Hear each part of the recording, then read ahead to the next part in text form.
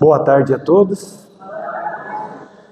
É com muita alegria que estou aqui nesta tarde, né? Na palestra da tarde pela primeira vez, mas retornando ao Luiza de Abreu, é sempre uma satisfação muito grande, né? Casa onde eu pude fazer os cursos, participamos do grupo do Arte, lá no ano de 2002, 2003, até 2006, 2007. Então muita coisa aprendi aqui, muita coisa que eu aprendi aqui transformou a minha vida e transformado, lógico que tem muito a aprender, né? Então agradecer a Deus e a Jesus pelo nosso encontro, que possamos fazer um bate-papo. Se alguém discordar, sinta-se à vontade para falar. Se alguém quiser fazer uma pergunta também, estamos aqui aprendendo juntos, né? Lembrando que a palestra é aquele despertar de um assunto, né? Despertar de uma curiosidade. O interessante é que sempre nós busquemos os estudos da casa, que são mais completos, e os estudos dos livros em casa, né? Ler a codificação, ler os livros do Chico, do Divaldo, outros médiuns que têm assim, uma segurança no que está escrito. Cuidado sempre com os modismos, né? Ali está muito fora daquilo que ensina a caridade e o amor. Leia, não precisa criticar, guarda para você aquele conhecimento e no momento oportuno investigue, busque e aprenda. Kardec falava, melhor você negar 100 vezes uma verdade do que aceitar uma mentira, né? E para nesse caminhar, nós vamos falar hoje do capítulo 25, Buscai e achareis, o item 9, 10, 11, não vos afadigueis pela posse do ouro. Alguém aqui não se preocupa com a parte financeira? Está tudo tranquilo, né? Está todos os boletos, todas as contas, está no débito lá, ninguém nem percebe que caiu, que pagou, porque é um tantinho assim de boleto para pagar, um saldo sobrando gigantesco, então está todo mundo tranquilo com a parte do dinheiro, ninguém se preocupa, não é? Não? Se preocupa? Faz parte da nossa vida, né? É como disse um amigo meu, Rodrigo, falou, nós não estamos aqui na Terra vivendo de espírito, nós estamos aqui na Terra vivendo encarnado. Porém, se nós tivermos dinheiro ou não tivermos o dinheiro para pagar a conta de amanhã, nas 10 da noite quando formos dormir, e ficar sem dormir, vai resolver? Ah, eu não vou dormir porque não tenho dinheiro para pagar a conta amanhã. Vai resolver? Se eu brigar com a esposa em casa, com o filho, com o chefe, vai resolver? Se eu ficar desanimado, triste, vai resolver? E por que a gente fica? Será que nós temos fé o suficiente para acreditar? E achar uma solução. Como que é seu nome? A Ana falou ali, achar uma solução. Não vos canseis pela busca do ouro, não vos afadigueis pela posse do ouro, né? O que ele quer dizer com isso? A gente fica sonhando, acordado, se eu tivesse 10 casas, 5 mansões, 3 iates, casa alugada, se eu tivesse ações, se eu tivesse nascido na família certa, né? Fui nascer em família pobre, no interior de São Paulo, fui morar em Campinas, vim parar na zona leste de São Paulo, e aí a gente fica sofrendo e alimentando esse tipo de sofrimento, querendo modificar coisas que nós não podemos modificar. Isso chama insanidade. Eu querer um resultado diferente fazendo sempre a mesma coisa, né? Eu tento mudar o meu passado, não posso modificar o meu passado, mas eu quero modificar o meu passado, porque eu queria ter nascido numa família mais rica, eu queria ter estudado melhor, eu queria ter aproveitado aquele emprego do qual eu não aproveitei, eu queria ter aproveitado para fazer um curso do qual eu não fiz, queria ter escolhido outra profissão. Todo mundo pensa assim um pouquinho, né? E aí a gente começa a viver no passado. Então o grande exercício terreno é viver o agora, o hoje, esse momento, aqui. Se eu peguei trânsito, se eu levei uma fechada, se eu discuti com alguém no trânsito, se eu cheguei atrasado para assistir a palestra ou não, já foi, já ficou, já é passado. Ah, o que eu vou fazer daqui a pouco? Vou tomar passe? Não vou, tem que sair, tem que correr, tem que buscar o filho na escola, tem que ir no mercado. É futuro, ainda não está acontecendo. Planejamento? Sim. O problema é quando a gente começa a entrar no desespero. E aí vem aquela ansiedade, vem uma sensação de impotência, vem a tristeza que muitas vezes vira uma depressão, sensação de incapacidade, e aí eu não consigo mais resolver o problema. É mais ou menos o problema da adicção. A pessoa está com problema, vai até o bar, bebe para esquecer do problema, porque não vai resolver o problema. Quando vem a sobriedade do dia seguinte, ela gastou o dinheiro que era para pagar as contas na bebida, e aquele problema se tornou ainda maior. Aí novamente tentamos nos embriagar. Mas é só com bebida alcoólica que a gente se embriaga? Falar mal, ter inveja, rede social, assistir séries demais, assuntos desnecessários, jogo de futebol, escolher um lado político polarizado e todo dia entrar na rede social para brigar, discutir com alguém. Não é ter opinião política. Opinião política é saudável, é importante ter. Mas virar aquela pessoa que todo dia está brigando com alguém e às vezes não está enxergando o que está acontecendo. Então, isso são maneiras da gente tentar anestesiar o quê? Quem somos nós? E quem somos nós? Um espírito criado por Deus, simples e ignorante, que está em constante evolução. E Deus nos deu o quê? Para percebermos o mundo à nossa volta, além da inteligência, para sentir e experienciar as nossas emoções, os nossos sentimentos. E o problema não é um problema, né? Mas Deus nos criou lá atrás. Eu vou ser só um trechinho aqui para comentá-lo. Não vos afadigueis por possuir ouro ou prata, ou qualquer outra moeda em vossos bolsos. Não prepareis saco para a viagem, nem 2 fatos, nem calçados, nem cajados. Porquanto aquele que trabalha merece ser sustentado, merece seu sustento. Aí no item 11 ele vai dar uma explicação, que eu não vou ler aqui porque essa explicação está totalmente compreensível. E você pode ler lá, que é a explicação do Evangelho. Aí eu vou devagar um pouco, lá na época das cavernas, que Deus nos colocou na terra espíritos simples e ignorantes. Das necessidades humanas, quais nós buscávamos atender naquela época? A alimentação. A alimentação e abrigo. E nós nos protegemos, né? Eu tenho frio, eu preciso me esquentar. Eu tenho calor, eu preciso me refrescar. Eu tenho sede, eu preciso beber água. Mas isso era tudo ainda muito irracional, de forma automática, da forma do chamado instinto, né? Que é o nosso sistema nervoso automático, né? Depois que eu aprendo a andar, não penso mais para andar, eu simplesmente ando. Eu respiro automaticamente, eu não penso que eu tenho que respirar, se eu não respirar eu morro. Então nós fomos evoluindo. Pouco mais tarde, entendemos que nós poderíamos utilizar o fogo, depois tirar a vida de animais para nos alimentar e nos abrigar, nos proteger do frio com a pele. Só que nós fomos percebendo outros seres humanos à nossa volta, que via que, como que é seu nome? A Maria tinha uma caverna maior que a minha, ela tinha pessoas em maior quantidade do que a minha, e ela tinha o que comer para aquelas pessoas. Aí eu não consegui caçar, não consegui achar comida, enquanto ela não estava olhando, eu aprendi a pegar dela. Porque eu preciso comer, eu não tenho noção que aquilo que eu estou fazendo é certo ou errado. Então eu pego da Maria.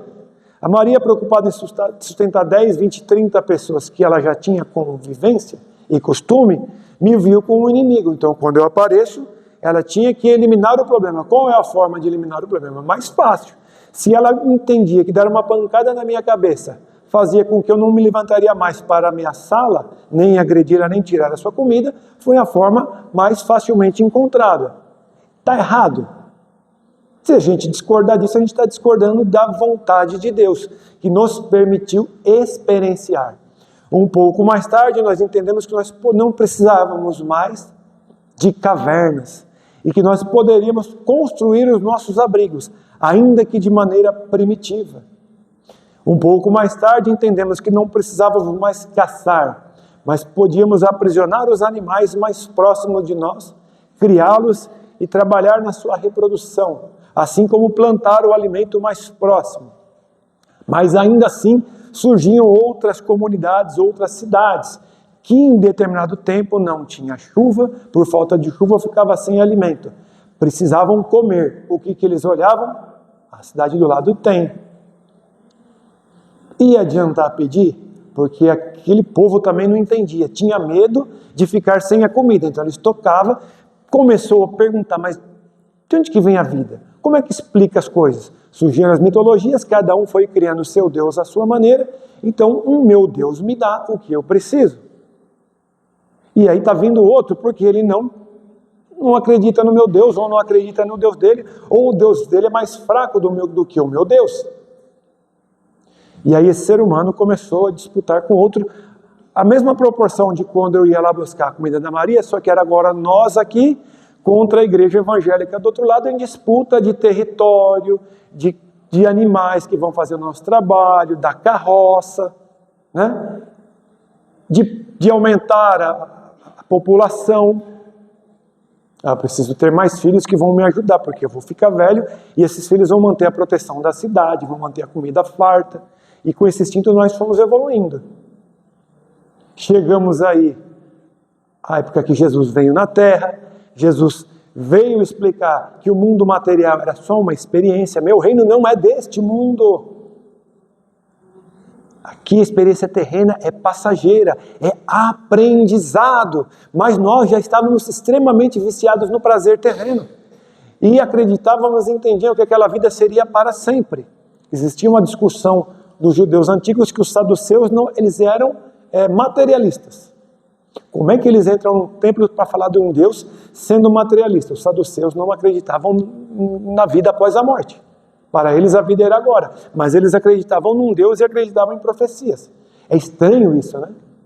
Já o fariseu e algumas correntes do Sinédrio Antigo acreditavam que a gente ia ficar dormindo, depois voltaria para este corpo e viveria na terra. Então, se eu vou morrer, se eu vou ficar um tempo lá, mas depois eu volto para esta carne, eu preciso de bens materiais, eu preciso de posse, eu preciso de propriedade, eu preciso de família. Ou então eu preciso aceitar um Deus, pedir perdão a Deus por tudo isso, para que quando eu volte Ele me dê aquilo que eu não consegui. Porque eu estou sendo doutrinado, ensinado, treinado para. Eu repito a mesma coisa sempre, é repetitivo. Mas nascer, ir para a escola, aprender a ser um bom aluno, ser legal, bom com os coleguinhas, aprender tudo aquilo que a professora está ensinando, fazer tudo o que a professora está mandando, obedecer pai e mãe, fazer o que o papai e a mamãe estão mandando. Você tem que fazer e pronto, é assim que eu quero. Né? Na escola a mesma coisa, para eu arrumar um excelente emprego que o chefe vai falar assim, ó, faz o que eu quero e pronto, para você ganhar bastante dinheiro, ter família, ter casa na praia e ter sítio. Esse é, ainda hoje, o espelho, o reflexo da prosperidade. Se eu não casei, ou se eu não tive bom emprego, ou se eu não fiz faculdade, ou se eu fui um aluno que só dava trabalho na escola, e eu era também um desses. Tem alguma coisa errada comigo. Aí eu pergunto, ou Deus quer me castigar, ou Deus não sabia o que estava fazendo, que é aquela teoria do demônio, né? Se o anjo ia falhar, só tem duas possibilidades. Ou Deus não sabia que ele ia falhar, ou fez assim mesmo, vai falhar e não tem problema nenhum. Vai falhar, aí ele vai decair, vai ficar lá no inferno. Aí você vai ser condenado eternamente ao inferno. Aí eu pergunto, mas se o anjo se arrepender e pedir perdão a Deus? Porque existe uma teoria de uma corrente doutrinária que diz que você tem que pedir perdão enquanto estiver vivo. Depois que morre, não adianta mais. Mas o anjo, segundo essa mesma doutrina, nunca foi encarnado. Confuso isso, né? Olha quanta bagunça a gente vem vivendo há milênios. E quando a gente nasce, lá quando eu era pequeno, eu tinha um disquinho lá não era do Alziro Saror, acho que era o Alziro Saror, contando a história de Adão e Eva, e a gente vem entendendo aquilo. Aí quando você aprende que o rei pedia a Deus, e ele ia lá com a espada e invadia o outro reino, porque Deus queria, porque eu tinha posse, eu tinha bem, eu tinha comida, novamente. A Idade Média, né? As crianças começavam a brincar logo cedo com a espada, porque na vida adolescente ou adulta, aquela espada iria defender a vida dela e da família dela. Ah, mas aí ele não poderia ser pacífico? Poderia.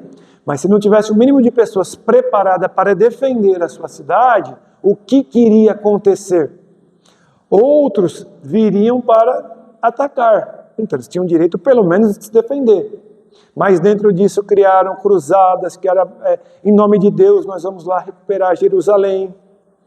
Criou-se Inquisição e outras brigas, outras guerras para vencer o outro. Quando eu crio a doutrina do diabo, do demônio, não pode falar essa palavra porque vai atrair. Eu crio a resolução do meu problema. Eu não erro. Não fui eu, foi o outro. Foi um ser, né, imaginário ou espiritual que está fazendo isso comigo. Não é minha culpa. E nós estamos fugindo das nossas emoções há milênios. No item 10, Jesus vai falar o quê? Vá até as cidades, vê onde vocês vão ser bem recebidos, não leve nada. Vai, né? Como a gente diz na linguagem de hoje, uma mão na frente e outra atrás. Vai lá pobre, sem nada, sem ofertas, e vá lá pregar nas cidades. Quem te receber bem, você está no lugar certo. Quem não te receber bem, porque só estava no interesse material. Ou seja, naquela época Jesus já estava dizendo que existiam inúmeros espíritos que já tinham compreendido a sua função aqui na Terra, de aprendizado na matéria. E que esses espíritos, eles identificariam dessa maneira, pela simplicidade e por se preocuparem simplesmente em auxiliar ao próximo, em divulgar o bem, sem por isso conquistarem nenhum título. Jesus nasceu numa família pobre, jamais poderia comprar a sua cadeira no Sinédrio.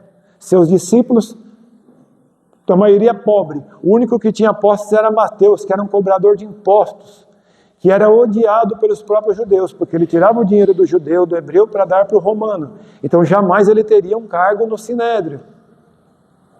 Então eram pessoas que não eram comerciantes, que não tinham dinheiro, que não tinham muita importância. E Jesus pegou essas pessoas para divulgar a sua doutrina.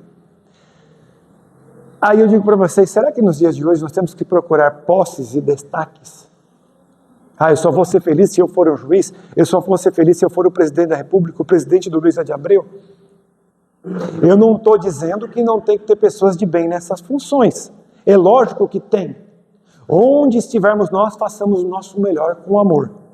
Agora, se você tem um objetivo, que é uma vontade sua inata, é um dom, é algo que você percebe que é seu, ser médico, ser juiz, ser um artista de televisão, ser um grande empresário, estude, se dedique para isso, esteja preparado para fracassar muito, para se decepcionar muito, antes de conseguir qualquer sucesso com o seu objetivo, e não com o reconhecimento dos outros.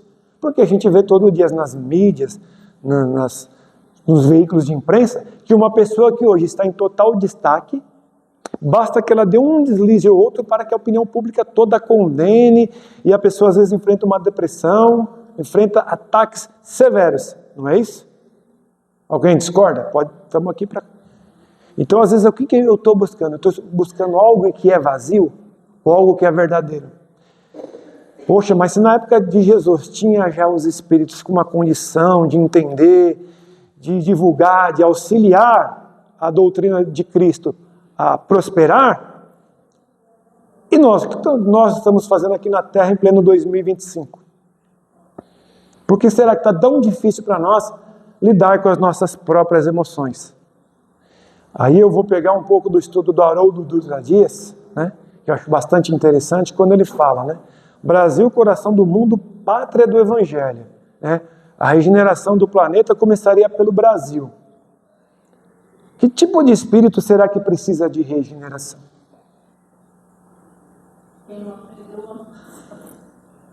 Se nós formos num presídio hoje e falarmos que aquelas pessoas estão lá para quê? Para elas pagarem uma pena ou, teoricamente, segundo a lei, se regenerarem? Aprender a se melhorarem. O sistema pode ser falho e não auxilia muito nisso, mas elas estão lá para isto. Então, se nós estamos em nossa maioria na Terra aqui no ano 2025, é porque nós nos viciamos no caminho. Em posses, em preocupações, em poder, em reconhecimento. E talvez nós, naquelas oportunidades que tivemos, não fizemos simplesmente pelo amor. Muitas vezes abdicamos de aptidões naturais que tínhamos em busca de outras, para que eu tivesse reconhecimento. O que tinha mais destaque na Idade Média? Um padre ou um artesão? Ou um camponês? Ou um rei?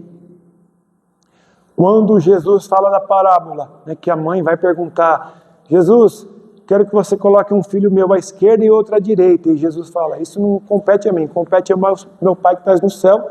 E você não sabe o que pede. Por que que a mãe vai pedir isso? Porque quem estava à direita ou à esquerda de um rei na terra era uma pessoa importante. Se Jesus é o rei, se Deus é o rei, não dá para eu pedir para ele para eu ser Jesus. Não dá para eu pedir para ele para ser Deus. Mas eu quero estar num lugar importante. Eu quero estar num lugar de destaque. Se pudesse, a maioria de nós naquela época teria pedido, não, eu quero ter o seu mérito, mas eu não quero ter a sua cruz. Eu quero que todo mundo me idolatre e me venere na terra, mas eu não quero ser crucificado. E aí Jesus fala, se você quer ser o maior no reino dos céus, seja o último, seja o menor, seja aquele que serve, aquele que auxilia, aquele que ajuda. O que ele quer dizer com isso? Que se eu for uma pessoa de uma família abastada, que estou herdando uma empresa, eu tenho que largar lá, vou morar na rua, a empresa vai quebrar, vai falir, não é problema meu, porque Jesus falou para eu ser o último, e vou morar na rua, e alguém vai passar e vai me dar comida. Não, o próprio Evangelho segundo o Espiritismo fala o quê? Eu não devo ser um peso para a sociedade. Mas naquele local, como eu falei novamente, onde nós estivermos, não vamos colocar o nosso personalismo acima. Se eu sou um médium de passe, não vou colocar o meu personalismo acima dos outros. Ou eu vou, porque estou aqui hoje falando, acreditar que eu sou mais importante de quem está aí hoje ouvindo. Não. Hoje eu estou falando aqui para convidar que juntos nós caminhemos no caminho do bem. Porque se hoje eu puder falar algo que vai te ajudar, amanhã talvez eu esteja tão desanimado, tão triste, que eu precise ouvir alguém falar. Por isso que a gente frequenta as palestras, os estudos, lê, né? Não é isso? Assiste filme, para que nós estejamos bem. Então nós precisamos construir isso e entender que a segurança financeira, ela não pode passar pelo desespero emocional. Ah, mas eu vou me desesperar de vez em quando, vai se estressar? Tudo bem, está dentro do script, Deus permite. Por que Deus permite? Porque nós somos criancinhas em constante evolução. Estávamos no berçário lá na época das cavernas, tínhamos acabado de nascer. Pouco depois, 28 dias depois, deixamos de ser renascido para ser um bebê. Isso já tinha ido aí uns 70 mil anos. Isso a gente vai falar de uns 30 mil anos atrás. Talvez 20. Quando a gente começou a virar de verdade um bebê de colo. Quando Jesus veio, a gente ainda estava dentro dos 6 meses que estava mamando na mamadeira, espiritualmente falando, fazendo uma alusão. E hoje? Hoje talvez a gente está começando a comer a papinha espiritual. Então, mas você está pagando um pecado? Você está aqui porque Deus está te castigando? Não. A vida no corpo, ela vai durar aí, calculando que nós somos espíritos, que temos a nossa primeira encarnação na Terra, e segundo a ciência, o animal mais próximo do Homo sapiens, por volta de 1 milhão de anos. O Homo sapiens entre 200 mil e 100 mil anos atrás. Então nós estamos entre 100 e 200 mil anos de vida espiritual. Temos poucas encarnações ainda. Temos pouco tempo de aprendizado. Se a gente ainda levar mais 2 milhões de anos para ser bom, para ser um espírito bom, não perfeito, mas ser bom. Sair do espírito ali zombeteiro, sair daquele espírito que ainda quer resolver as coisas na briga, para o espírito bom. Tem muito o que aprender, tem erros ainda, mas não quer vingança, não tem nenhum tipo de ciúme ou de raiva. Já está bom, porque nós temos toda a eternidade pela frente. Somos imortais ou somos eternos?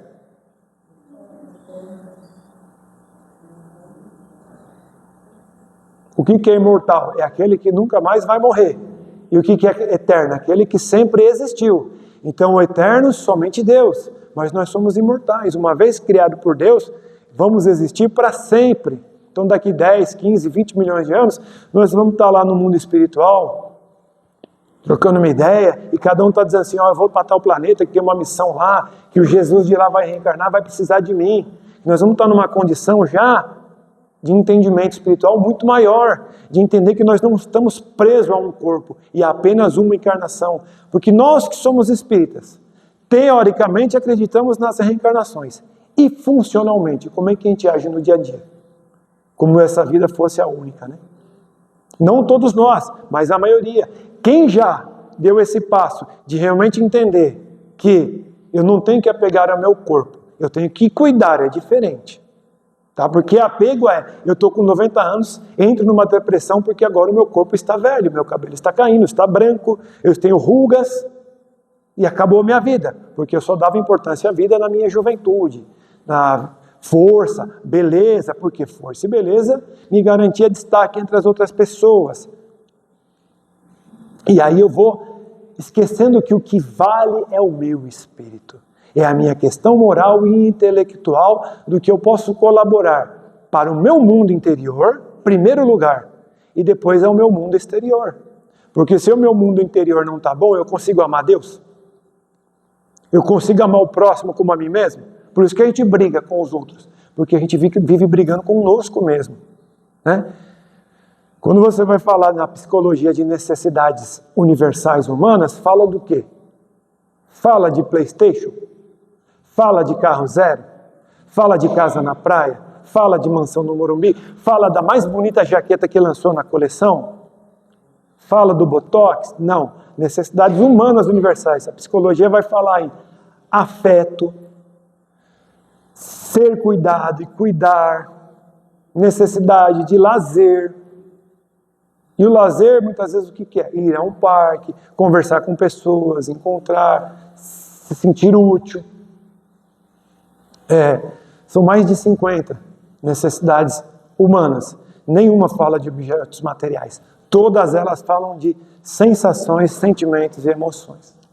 Qual que é a diferença da emoção e do sentimento? Emoção, como que é seu nome? Leandro. O Leandro. Eu saio daqui, vou ali dar um pisão no pé do Leandro. Mas na hora vai subir um vermelhão nele, ele vai ficar com raiva de mim. Ele pode até automaticamente me virar um tapa, porque está dentro do período das emoções, 30 segundos. A partir dos 30 segundos, o Leandro vai reagir através do sentimento e das verdades que ele acredita. Como o Leandro talvez seja um pouco mais novo que eu, estamos ali na mesma idade, talvez, ele vai entender, ele foi criado que menino na época tinha que fazer o quê? Apanhar e voltar para casa, apanhava em casa de novo. Então, se você apanhou na rua, se vira na rua. Você tem que bater. Se vira homem, menino, se vira. Então ele vai me... Aí a partir dali, daqueles 30 segundos do primeiro tapa que ele deu no instinto das emoções, vai entrar os sentimentos e o julgamento dele, os paradigmas. Aí ele começa a agir, conforme aquilo que ele acredita. E o que ele acredita é muito do ambiente de qual ele foi, que ele viveu. Das experiências é um outro ponto. Por quê? Uma coisa é todo mundo aqui falar, todo mundo aqui acredita em espírito? Todo mundo aqui já viu um espírito? Poucas pessoas viram. Eu já vi por 2 vezes. Apesar de estar um tempinho no espiritismo. Que eu vi 4, 2 quando era criança, mas antes dos 7 anos. Tem gente que vê todo dia, toda semana. Qual é o paradigma do espiritismo? Qual é a crença? Que espíritos existem. Então todo mundo aqui tem a mesma crença. Mas se nem todo mundo viu, nem todo mundo tem a mesma experiência. Então na hora que você é colocado em xeque sobre a existência depois da morte, quem acredita, mas nunca viu, talvez vai ter uma certa dúvida. Ou não, ou vai acreditar mais do que quem já viu. Aí vai ver quem que é, se é Pedro, se é Tomé, se é João, se é Mateus, né? Tomar tinha que ver para crer. Então o que eu quero dizer com tudo isso tem a ver com não vos inquietei pela posse do ouro. São os paradigmas que foram construídos ao longo de milênios no planeta e são as nossas experiências. E as nossas experiências mostram que existe suicídio, tanto no bairro mais pobre quanto no bairro mais milionário. Então, o dinheiro não está resolvendo o problema emocional, não está resolvendo o problema espiritual, porque senão quem tem dinheiro não precisaria de psicólogo, nem psiquiatra, nem de religião. Estaria tudo resolvido. Os países mais ricos, Japão, Suécia, os maiores índices de suicídio, porque a pessoa não se entende emocionalmente, não se compreende, e ela encontra acolhimento nas religiões. Deveria, né? Mas agora eu vou entrar numa briga aqui com vocês, que são as palestras que eu tenho feito, né? Porque minha esposa está aqui e a gente tem visto, né? Nosso filho ele tem lá TDAH 100%, TOD, tem a questão da investigação do autismo e tem 5 anos de idade. Mas quantas vezes eu mesmo já o cobrei como se fosse um adulto? Como se ele tivesse ter a maturidade de um adulto. E quantas vezes eu ainda o cobro assim? Assim eu fui criado, minhas crenças, minhas experiências. Quantas vezes na escola ele é cobrado dessa forma? Quantas vezes no centro espírita ele já foi cobrado dessa forma? Não pôde ficar num dia numa evangelização infantil porque ele dá muito trabalho. Então a gente é espírita de evangelho, de slogan, ou a gente é espírita na hora da dificuldade? Como é que a gente vai fazer se entrar agora uma pessoa toda suja, vomitada, que defecou na roupa e alcoolizada e gritando aqui na palestra? Como é que eu vou fazer? Será que eu vou ter a paciência para esperar alguém do centro acolhê-lo? Ou até se for o caso, que a palestra acabe e a gente dê prioridade para aquela pessoa? Não sei. Talvez hoje eu consiga, talvez amanhã não. Talvez eu saia daqui frustrado. Mas qual que é o objetivo da palestra? Aprender a auxiliar, mas será que eu vou estar disposto? Então, o quanto a gente está disposto a colocar em prática aquilo que a gente aprende aqui no centro? Aquilo que a gente aprende na psicologia, na psiquiatria, na rede social. Colocar lá, hoje é o dia do autismo na escola, é uma coisa. Gritar com a criança no mesmo dia do autismo é outra. Mas nós temos paradigmas e experiências que criança tem que obedecer. Por que criança está me desafiando? Por que ele está gritando, deitando? Larga ele aí no meio do supermercado, deitado. Que é mal educado, os pais não dão educação. Você deixa fazer o que ele quer. Até que minha esposa que teve que me aturar por algum tempo falando, esse moleque ele tem algum transtorno. Eu falei, não tem transtorno não. Esse moleque é assim porque você está dando mole para ele. A gente tem que pegar mais duro com ele. Aí você tem que começar a ver que tudo aquilo que você estudou no Espiritismo, não pratiquei nada. Aí vem a hora de praticar. Aí a gente começa a olhar o mundo nessa volta. A gente começa a entender por que nós somos tão injustos conosco mesmo. E aí você não acredita que você é uma pessoa especial, que você é uma pessoa muito importante, que você tem muito a dar em primeiro lugar para você e para o mundo. O que eu vou fazer lá no Luiza de Abreu, 2 horas da tarde, lá da passe, não vai lotar o centro, né? Se você pensa assim, está totalmente errado. Porque a gente não está tendo a fé para saber, a gente está sempre esperando o retorno, a gente sempre está sempre esperando algo para ser motivado.